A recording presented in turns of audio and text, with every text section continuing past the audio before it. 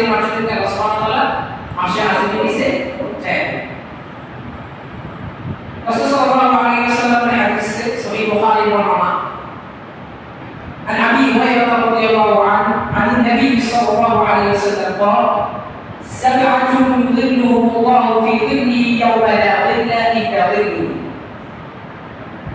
العباد العادل الإمام العادل وشاب نشأ في عبادة ربه ورجل قلبه معلق في المساجد ورجلان تحبا بالله اجتمعا عليه وتفرقا عليه ورجل طلبته امرأة ذات منصب وجمال فقال إني أخاف الله ورجل تصدق أخفى حتى لا تعلم شماله ما تنفق بيمينه ورجل ذكر الله خاليا ففاضت عيناه.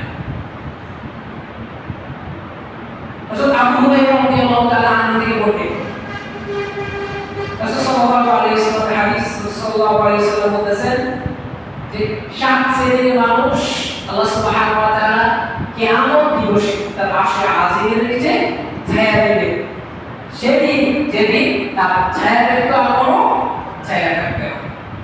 এক নম্বর বলেছেন তার ইমামরা নেককার শাসক, নেককার শাসক। দুই নম্বর বলেছেন ওয়াশাকুন নাশা ফি ইবাদাতি রাব্বি, এমন যুবক তার যৌবন সে আল্লাহর সন্তুষ্টিতে আল্লাহর রাহে আল্লাহর ইবাদত বন্দেগীতে কাটিয়েছে।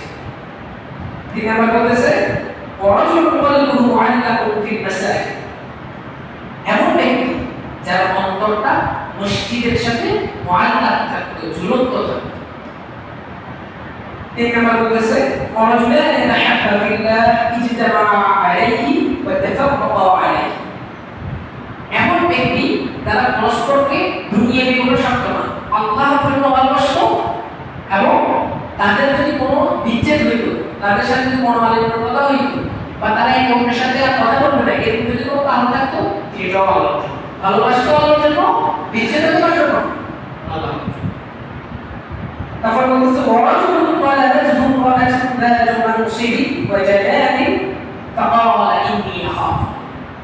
তারপর বলতেছে একজন ব্যক্তিকে একজন সুন্দরী রমণী উচ্চ বংশীয় নারী তাকে ব্যভিচার করার জন্য আহ্বান করতেছে, আর সে এই আহ্বান শুনে বলতেছে ইন্নী আখাফ, আমি আল্লাহকে ভয় করি। তারপর যে সে কথা বলতেছে ওয়ারাজুলুন তাসাদ্দাকা আখফা হাত্তা লা তা'লামা শিমালুহু মা তুনফিকু ইয়ামিনুহু, এমন ব্যক্তি যে দান সদকা করে গোপনে, এমন ভাবে দান করে যে বাম হাত দিয়ে পকেট থেকে বের করছে তার বাম হাতও জানে না সে কি দান, গোপনে যে দান করে। তারপর বলেছে ওয়ারাজুলুন যাকারাল্লাহু খালিয়ান ফাতাআত আইনা, এমন ব্যক্তি যে নির্জনে একাকী ভক্ত দুয়ারে আল্লাহকে স্মরণ করে, আল্লাহর ভয়ে কান্না করে। এর হাদিসে সরল করে এবার আমরা দেখে যাব। হাদিসের বর্ণনাকারী আবু হুরায়রা রাদিয়াল্লাহু তাআলা রাসূল সাল্লাল্লাহু আলাইহি ওয়াসাল্লামের কাছ থেকে হাদিস বর্ণনাকারীদের ভিতরে আবু হুরায়রা রাদিয়াল্লাহু তাআলা ছিলেন কি সর্বোচ্চ হাদিস বর্ণনাকারী, এবং তার নাম কিন্তু আবু হুরায়রা ছিল। তার নাম নিয়ে অনেকগুলো নাম মুহাদ্দিস কেরাম উল্লেখ করে থাকেন। তার ভিতরে যে নামটা সবচেয়ে বেশি মাশহুর, সবচেয়ে বেশি ওলামায়ে কেরামরা মুহাদ্দিস কেরামরা উল্লেখ করে থাকেন সেটা হচ্ছে আব্দুর রহমান। তার নাম মূল নাম কি ছিল? আব্দুর রহমান। তার নাম আবু হুরায়রা কিভাবে বসে? একবার তিনি মসজিদে আবু হুরায়রা রাদিয়াল্লাহু আনহু ছিলেন একবারে শুকনা, একবার নিজে শুকনা মানুষ ছিলেন, আমলে একটু মোটা ছিলেন। তো ওনার জামা পরতে তো জামা কাপড়টা একদম ঢেলা পোশাক ছিল। তো ওনার জামা আসকিনের থেকে একবার মসজিদে গেছে, উনি জামা আসকিনে একটা বিড়াল জামা ছিল। তো হঠাৎ করে লোকজনের সামনে বিড়াল জামা বের হয়ে আসে। রাসূল সাল্লাল্লাহু আলাইহি ওয়াসাল্লাম সুন্দর দৃশ্যটা দেখে রাসূল সাল্লাল্লাহু আলাইহি একটু রসিকতা করে বললেন ইয়া আবা হুরায়রা, মানে হে বিড়াল ছাড়া বিড়াল, এই বিড়াল ছাড়া বিড়াল।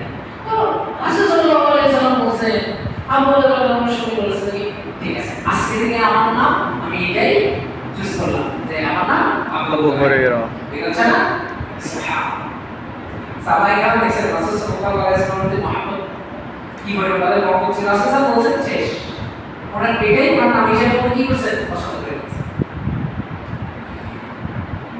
তারপরে হাদিসের যে অংশের কথা বলা হয়েছে যে সাবাআতু ইউযিল্লুহুমুল্লাহু ফি যিল্লিহি ইয়াওমা লা যিল্লা ইল্লা যিল্লুহু। আল্লাহ সুবহানাহু ওয়া তাআলা সাত শ্রেণীর মানুষকে তার আরশের নিচে ছায়া দিবেন সেই বিভীষিকাময় দিনে, যেদিন তার ছায়া ছাড়া আলো ছায়া থাকবে না। এই যে কিয়ামত যখন হবে, কিয়ামত যখন সংঘটিত হবে, কিয়ামত সংঘটিত হওয়ার পর সবাইকে যেখানে একত্রিত করা হবে, যেটাকে আমরা হাসরের ময়দান হিসেবে জানি, এই সময়টা কেমন হবে? হাদিসে বিভিন্ন বর্ণনা আসছে যে সূর্য আমাদের অতিথি করে থাকবে, এত প্রচন্ড সূর্যের তাপ থাকবে যে এত গরমে এত উষ্ণতায় মানুষের শরীর থেকে ঘাম বের হবে যে 70 হাত পর্যন্ত নিয়ে যাবে, ছড়িয়ে যাবে। কিছু কিছু বর্ণনা আসছে যে এরকম যে ব্যক্তির তাপ যেরকম তার ঘাম ততটুকু কি হবে, বেশি হবে, পায়ের গোড়ালি পর্যন্ত, হাঁটু পর্যন্ত, কোমর পর্যন্ত, ইভেন মুখ পর্যন্ত কি হবে, মানুষ প্রচন্ড গরমে খুবই তৃষ্ণার্ত হয়ে যাবে। এই পরিমাণ, এই ভয়াবহ এক পরিস্থিতিতে আল্লাহ সুবহানাহু ওয়া তাআলা তার বিশেষ নির্বাচিত বান্দা, সিলেক্টেড কিছু বান্দাকে আল্লাহ সুবহানাহু ওয়া তাআলা আরশে আজিমের নিচে ছায়া দিবেন। আমরা সেই সাত শ্রেণীর মানুষদের অন্তর্ভুক্ত হইতে পারি এবং তাদের যে গুণাগুণ বর্ণনা করা হয়েছে হাদিসে, ওই গুণাগুণ যেন আমরা নিজেরা অর্জন করতে পারি। আমরা সবাই আল্লাহর কাছে দোয়া করি যেন আল্লাহ সুবহানাহু ওয়া তাআলা আমাদেরকে সেই গুণ অর্জনের তৌফিক দান করুন। আমিন। সর্বপ্রথম যে শ্রেণীর ব্যক্তির কথা বলা হয়েছে সেটা হচ্ছে আল-ইমামুল আদিল। আল-ইমামুল আদিল মানে হচ্ছে ন্যায়পরায়ণ নেতা, ন্যায়পরায়ণ নেতা বা ন্যায়পরায়ণ শাসক। আব্দুল্লাহ ইবনে ওমর রাদিয়াল্লাহু তাআলা আনহু থেকে বর্ণিত, রাসূল সাল্লাল্লাহু আলাইহি ওয়াসাল্লাম বলেন, আলা কুল্লুকুম রা'in ওয়া কুল্লুকুম মাসউলুন আন রা'iyatihi। যে সাবধান, আলা সাবধান, কুল্লুকুম রা'in, তোমরা প্রত্যেকেই দায়িত্বশীল, ওয়া কুল্লুকুম মাসউলুন আন রা'iyatihi, এবং তোমরা প্রত্যেকেই যার যার দায়িত্বের ব্যাপারে জিজ্ঞাসিত হবে। একজন রাষ্ট্রপ্রধান, সে তার রাষ্ট্রের ব্যাপারে জিজ্ঞাসিত হবে।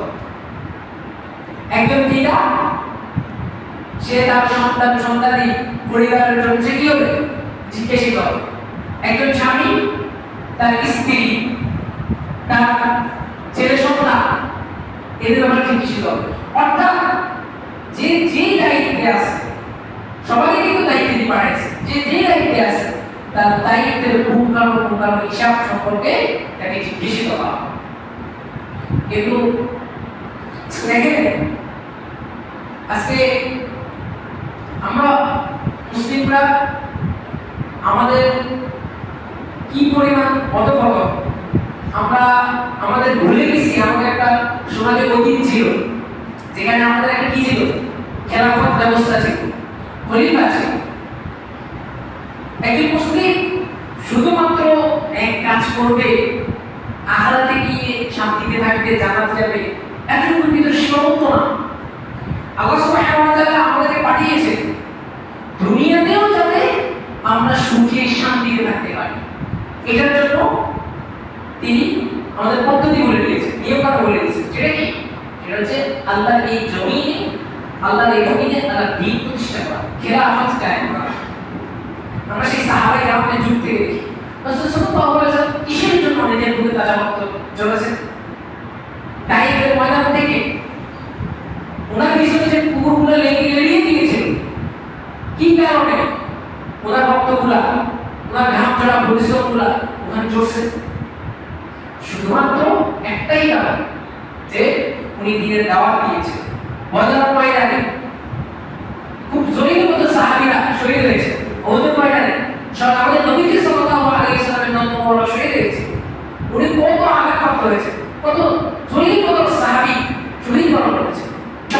সুযোগ আল্লাহর এই জমিনে আল্লাহ দ্বীন প্রতিষ্ঠা করার, খেলাফত কায়েম করার, এমন একটা রাষ্ট্রীয় ব্যবস্থা যেখানে হুকুমত চলবে একমাত্র আল্লাহর। আজকে দেখেন আমরা যে কোনো জায়গায় করি, এই যে কোটগুলি নিয়ে যাইতে আমাদের পায়ের জুতা একদম ক্ষয় হয়ে যাচ্ছে। কি আমরা কি পরিমাণ লাঞ্ছিত হচ্ছি। একটা মামলা মোকদ্দমার শুনানিতে যাইতে যারা জায়গা জমি মামলা মোকদ্দমা সম্পর্কে জানে বা জড়িত আছে তারা দেখেন সেই বাবা থাকতে মামলা করে গেছে, ওই মামলা জেল পর্যন্ত কি শেষ হচ্ছে। আমাদের লাঞ্ছন, এটা তো বড় কিছু না। আজকে যদি আমাদের খেলাফ ব্যবস্থা থাকতো, এই সামান্য এই জায়গাটা এটা কি বড় কিছু ছিল? কিছু বড় কিছু ছিল না। আমাদের কাঁদিয়ে বোঝা যেত, ওনার কাছে যাইতাম, আমাদেরকে বিচার করে দিত, শেষ। এদের নাম তো সরকারি ব্যবস্থা। আল্লাহ সুবহানাহু ওয়া তাআলা আমাদেরকে যে শরীয়ত দিয়েছেন, এটা যাতে আমাদের জন্য কি পরিমাণ উপযোগী এবং দুনিয়াতে এই শরীয়তটা আমাদেরকে কি পরিমাণ শান্তি সুশৃঙ্খলভাবে রাখার জন্য প্রয়োজনীয়, এটা যদি আমরা আমাদের সেই খেলাফত ব্যবস্থা সেই ইতিহাসটা যদি আমরা না জানি, আমরা তাহলে কখনো কি উপলব্ধি করতে পারবো না। একজন নেতা বা একজন শাসক থাকতে পারেন, কি দায়িত্ব থাকতে পারে আল্লাহ সুবহানাহু ওয়া তাআলা সেটা বলে দিয়েছেন। আল্লাহ সুবহানাহু ওয়া তাআলা পবিত্র কোরআনে বলেন, আল্লাযীনা ইন মাক্কানাহুম ফিল আরদ আকামুস সালাহ ওয়া আতাউজ যাকাত ওয়া আমারু বিল মা'রুফ ওয়া নাহাউ আনিল মুনকার। যে আমি যাদেরকে আমার এই জমিনে ক্ষমতা দেব, তাদের সর্বপ্রথম কাজ হচ্ছে আকামুস সালাহ, তারা নামাজ প্রতিষ্ঠা করবে। বা কি করবে? নামাজ প্রতিষ্ঠা করবে। আমাদের আজকে যদি শরিয়া থাকতো, আজকে থাকতো শরিয়া আইন থাকতো, শরিয়া থাকতো, নামাজে দিতে পারি। আমাদের শরিয়া আইন কি? আমাদের শরিয়া আইন হলো যে যে ব্যক্তি নামাজ পড়বে না তাকে কি করতে হবে? ইমাম আবু হানিফা রাহিমাহুল্লাহ বলেন তাকে বন্দী করে রাখতে হবে যতক্ষণ পর্যন্ত নাকি সে নামাজি হয়। এবং ইমাম শাফিঈ রাহিমাহুল্লাহ খুব কঠোর, যে ব্যক্তি নামাজ পড়ে তাকে কি করতে হবে? শেষ করে দেবে। নামাজ একটা মুমিনকে সুন্দর সুশৃঙ্খল জীবনে আসতে সাহায্য করে, অন্যায় অশ্লীল কাজ থেকে তাকে বিরত রাখে। আমরা নামাজ পড়ি না পড়ি, আমাদের রুটিনটা কিন্তু নামাজ কেন্দ্রিক না। আমরা সকাল নাস্তা করি, ফজর পড়ে না, দুপুরে ভাত খাই কখন, জোহরে পড়ে না, তারপরে রাতে ভাত খাই কখন, এশারে পড়ে না, তারপরে কোথাও প্রোগ্রাম যদি খাই করি, আমি আসল পর আসতেছি, আমাকে যদি বড় 80 টাকা করে নামাজ কেন্দ্রিক না। নামাজ পড়ি না পড়ি, নামাজ কেন্দ্রিক না। তো আজকে যদি বেনামাজ অবস্থা সরিয়ে রাখি, তাহলে বেনামাজি যে ধরনের এছাড়াও কিন্তু বেনামাজি একটা সমাজের জন্য কি পরিমাণ বিষয় হতে পারে। কারণ সে তো নামাজ পড়তেছে না, সে অমানুষের কাছে কি জড়িত হয়ে আছে। এটা সমাজের জন্য একটা হুমকি না, সমাজের একটা খারাপই না। এরপর বলতেছে ওয়াইদা যাকাত, একজন রাষ্ট্রপ্রধান 3 নম্বর কাজ হচ্ছে সে নামাজ প্রতিষ্ঠা করার পরে সমাজে সে যাকাত প্রদান করবে। আজকে যদি যাকাত ভিত্তিক আমাদের ইকোনমিক সিস্টেম, অর্থনৈতিক ব্যবস্থা যদি থাকতো, আজকে সমাজের কত দরিদ্র বলে কেউ থাকতো না, থাকতো না। কারণ একজন জমিদার যারা তাদের টাকা পয়সা বাড়িয়ে গেছে, তাদের প্রত্যেকটা বছরে হিসাব করে বাজারে একদম মিনিমাম লাখ থেকে 10 লাখ টাকা অনেক টাকা আছে। আমার এক ভাই ভিডিও করতে চান, একদিন আমার সাথে কথা বলতেছিলাম এক ফ্যামিলির কথা, বলতেছে ভাই কি করবো কিছু বলার নাই, এত বলে হয় না। ওনার হিসাব করলে 2 লক্ষ টাকা বছর টাকা আছে। এবার বাকিটা আপনার চেক করতে কি অবস্থা। সমাজের সরকার এসে আদেশ দিবে, সে নিষেধ করবে। 4টা গুণ: নামাজ প্রতিষ্ঠা করবে, যাকাত প্রদান করবে, সৎ কাজ আদেশ করবে এবং সমাজে যত অন্যায় অশ্লীলতা আছে তাদের নিষেধ করবে। আর আজকে আমাদের নেতারা কি করতেছে? সাহাবাদের মানিতে চলিয়া শেষ করে দিয়ে বেশি নাম লাগাবো। আর আমরাও অন্ধ হয়ে গেছি, কার পিছনে ছুটতেছি, কিসের পিছনে ছুটতেছি?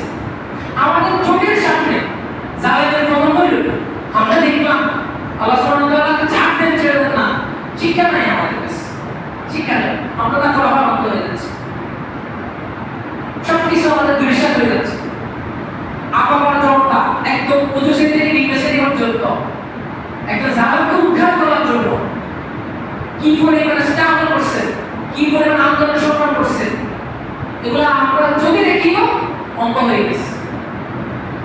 আমরা বর্তমান যারা এই ধরনের কাজ করতেছি, অন্যায় কাজ করতেছি, কি এভাবে আমরা পালিয়ে যাবো? আমরা দেখলাম না পালাইছে, আর পালানোর জায়গা তো পাই না, পালানোর জায়গা তো পাই না, কোনো জায়গায় স্নান হচ্ছে না। আমরা জানা না কতটা আমরা কি করবো গিয়ে। তারপরে কি সরকার যারা শুনতে মানে আমার এলাকা সব কাছ থেকে বিশেষ করবে চারটা গ্রাম একজন এখন চাইলে বেড়ে কোনো চারটা গ্রাম ক্লাস কমপ্লিট করেছে। তারপর দুই নম্বর আসে গেছে যে শ্রেণীর মানুষ জায়গা দিলেন আল্লাহ সুবহানাহু ওয়া তাআলা, সেই শ্রেণীটা হচ্ছে শাআবুন নাশাআ ফি ইবাদাতি রাব্বি। এমন শাবাব মানে কি যুবক, এমন যুবক যে তার এই হায়াতের জিন্দেগিটা, তার যৌবনের সময়টা আল্লাহর সন্তুষ্টিতে, আল্লাহর ইবাদতে কাটিয়েছে। এটা খুবই একটা চ্যালেঞ্জিং বিষয়, খুবই একটা চ্যালেঞ্জিং বিষয়। যৌবনের যে উন্মাদনা, যে তারা এই সময়টাতে সকল অন্যায় অশ্লীল কাজ থেকে নিজেকে বিরত রেখে আল্লাহর ইবাদত করা, পাঁচ ওয়াক্ত সালাত মসজিদে আসে পড়া, মদ গাঁজা সিগারেট এগুলো না খেয়ে দূরে থাকা, কোনো ধরনের অবৈধ সম্পর্ক থেকে নিজেকে পবিত্র রাখা, কোনো অন্যায় অশ্লীল খারাপ জিনিস দেখা থেকে নিজেকে বিরত রাখা, এটা সহজ কাজ, এটা খুবই কঠিন, খুবই কঠিন। কারণ এই যৌবনের চাহিদাই হচ্ছে এই জিনিসগুলোর প্রতি দাবিত হওয়া, কিন্তু সে এই জিনিসগুলোর প্রতি দাবিত না হয় এই খারাপ কাজ থেকে নিজেকে বিরত রেখে আল্লাহর রাহে, আল্লাহর ইবাদত আছে, আল্লাহর সন্তুষ্টিতে, আল্লাহর হুকুম আহকাম মেনে নিজের এই জীবনটা কাটাবে খুবই সহজ না। আর যে কাটাতে পারবে তার জন্য কি আসে আজিমের ইসলাম সুবহানাহু ওয়া তাআলা ওই বিভীষিকাময় দিকে কি দিবেন, ছায়া দিবেন। একটা আমরা কি শুনছি আলিকাল্লাহ একজন শাসকের ন্যায় করা না, সমাজে যে ন্যায় প্রতিষ্ঠা করে, একেবারে গ্রামের সমাজবাসী বলে কি এই সরকার ধরে আর কি, একজন সরকার থেকে শুরু করে একটি মাস্টার প্রধান পর্যন্ত কমিশনার বলেন মেয়র বলেন যতদের দায়িত্বে আছে। আবার জনগণ পক্ষ থেকে দায়িত্বপ্রাপ্ত হওয়া ছাড়া পরিবারে কোনো একটা সংগঠনে, কোনো একটা জামাতে বা কোনো একটা ছোটখাটো যে কিছু হোক না কেন, কোনো কিছু দায়িত্ব থাকে, সেও দায়িত্ব থাকা অবস্থায় যদি ন্যায় প্রতিষ্ঠা করতে পারে, ইনসাফ কায়েম করতে পারে, তাহলে সেই কথা রাখবে আর সে আসলে ছায়া দিচ্ছে। নবীজি সাল্লাল্লাহু আলাইহি ওয়াসাল্লাম হাদিসে বলেন যে ইগতানি খামসান ক্বাবলা খামসি, তোমরা পাঁচটি জিনিসকে পাঁচটি জিনিসের পূর্বে কাজে লাগাও। এক নম্বর হচ্ছে শাবাবাকা ক্বাবলা হারাম, তোমার যৌবনের যে সময়টাকে বলা হয় কি গোল্ডেন এজ, তোমার যে সোনালী যে বয়সটা, যে সময়টা, ওই সময়টাকে তুমি কি করো, বার্ধক্যের পূর্বে বদল করো, কাজে লাগাও, এই মেথডে কাজে লাগাও। তারপরে বলতেছে তুমি এখন সুস্থ আছো, আমার ইবাদত করতে করো, অসুস্থ হওয়ার পূর্বে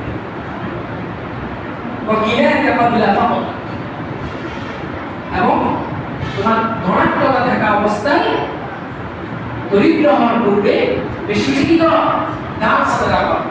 তুমি যে আজীবন করে রাখবা কিন্তু না, পরবর্তী কথা হইতে পারে তবে আল্লাহ সুবহানাহু ওয়া তাআলা ধন সম্পত্তি টাকা পয়সা দিয়েছেন, তুমি করো আল্লাহর রাহে সাদকা করো, দান সাদকা করো। তারপর বলতেছে ওয়া হায়াতাকা ক্বাবলা মাউতিক, এবং তোমার এই পুরো হায়াতের জিন্দেগিটা মৃত্যু করতে কাজে লাগাও। মারার পরে মানে যতই বলা না কেন যে বাবা আমি আজাব দেখছি, আমি এখন ফিরে যাবো, আমার একটা সুযোগ দেন, আমি একটা কাজ করে যাচ্ছি, আমি জীবনে তো অনেক ভুল করছি, আমাকে আবার পাঠাই দিয়ে দুনিয়াতে, আমি সকল অন্যায় অশ্লীল কাজ ছেড়ে আবার ওই আপনার ইবাদত বন্দি করে আবার আমি একবারে পাপ মোচন করে আমি আবার আপনার কাছে আসছি। আমার লাভ হবে? দুনিয়াতে থাকা অবস্থায় অনেক কাছে থাকে অনেক গুণা করছে, কারণ না ফুল আজকে থেকে নিজেকে এখন থেকে আজকে আমি জোরটা আসছি তো আসল থেকে আমার এক নামাজে নিবেদিত হয়ে যাবে। আজকে থেকে আমি আমার কোনো অন্যায় অস্বীকার লিপ্ত হব না, নিজেকে কোনো খারাপ সঙ্গীতের সাথে মিশাবো না, সত্য একটা জীবন যাপন করবো তোমার সন্তুষ্টি, তোমার রাসূলুল্লাহ একটা হাদিস বলেছেন এই যৌবনের সময় নিয়ে, যে শুধুমাত্র অনুমানটা বলি, কিয়ামতের মাঠে 5টা প্রশ্ন জবাব দেওয়া যাবে, কেউ একটা পাওয়া এসে দিতে পারবে, একদম স্ট্রেট, খুব শক্তভাবে যেখানে আসবো মানে ওখানে না, প্রশ্নগুলো তো দেওয়া যাবে, একটা পাওয়া নজর করতে পারবে। এখন তুমি যে গিয়ে মাইকে নিতে পারবে, ঘোরার দিকেও ভালো কাজের দিকেও তখন সম্ভব না। 5টা প্রশ্ন, তার ভিতরে যে প্রশ্নটা গুরুত্বপূর্ণ সেটা হচ্ছে কি, তোমার যৌবনের সময়টা, যৌবনটা তুমি কোন কাজে রেখেছো। আল্লাহ হাদিসে বলতেছেন এর আগে কিন্তু আরেকটা প্রশ্ন আছে, সেটা কি, যে তোমার পুরো জীবনের সময়টা কোন কাজে রেখেছো, এটা যে তোমার প্রশ্ন। এই প্রশ্ন করার পরেও একদম খাস করে একদম স্পেসিফিক ভাবে যে কথাটা বলবে সেটা তোমার যৌবনের সময়টা, জীবনের যৌবন সময়টা আছে না, তারপরও আল্লাহ হাদিসে আছে যে যৌবনের সময়টাকে আলাদাভাবে জিজ্ঞেস করা হবে, মানে যৌবনের সময়টা কোন কাজে রেখেছো। আমাদের যুবককে হেফাজত করা তৌফিক দান। 3 নাম্বার যে কথা বলা হয়েছে যে এখন মুসল্লি যার অন্তর মসজিদের সাথে ঝুলন্ত থাকবে, কিন্তু আমরা কি আজকে মসজিদের দূরের কথা, মসজিদে আসতে দূরের কথা, তো নামাজই আদায় করে, নামাজ আদায় করলে না তারপরে আমার মসজিদে আসা কথা, কোনো নামাজই আদায়। একজন অপরাধীকে যখন জিজ্ঞেস করা হবে না আসসালামু কোন ফিসা, তুমি কিসে এই জান্নাতে নিয়ে আসতে প্রস্তাব জিজ্ঞেস করবে, সূরা মুদাসসিরের শেষে ঠিক আছে, সে অনেকগুলো উত্তর দেয়, তার ভিতরে সর্বোচ্চ উত্তরটা দেয় সেটা হচ্ছে যে আমি নামাজ চালাই, আমি মুসল্লি ছিলাম না, আমি নামাজ চালাই।